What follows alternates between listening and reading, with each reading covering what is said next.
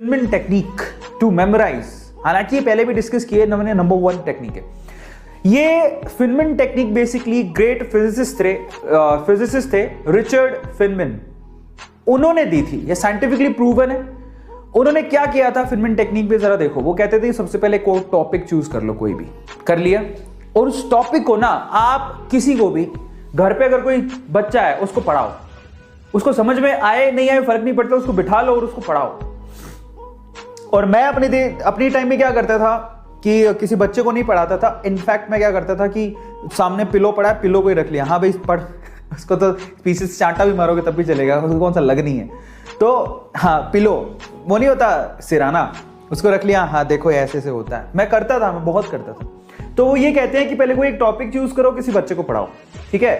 अब वो क्या कहता है, अब जब आप उसको पढ़ा रहे थे तो आप कहां कहां अटके वो देखो। भाई कोई चीज पढ़ा रहे होते हो तो आप देखो कि आप अटके कहां। अब खुद को तो समझ में आ जाता है, इंसान खुद से तो नहीं झूठ बोल सकता, समझ में आ गया, तो खुद को समझ में आ जाएगा कि आपने मिस्टेक्स कहां करी। उन मिस्टेक्स को आइडेंटिफाई करो और उन मिस्टेक्स को फिर से रिव्यू करो। रिव्यू का मतलब आप किसी टॉपिक को पढ़ाते टाइम कहां पे अटके, आइडेंटिफाई करने के बाद क्यों अटके, कारण क्या था, क्या तुम्हें उस कॉन्सेप्ट पे क्लैरिटी नहीं थी तो टॉपिक को खोल के देखो, कॉपी को खोल के देखो जाके, या फिर जिस टीचर ने पढ़ाया था उसने कैसे पढ़ाया था उसको चेक करो। रिव्यू करने के बाद फिर से उस टॉपिक को उस बच्चे को पढ़ाओ या सिराने को पढ़ाओ। समझ में आ गया?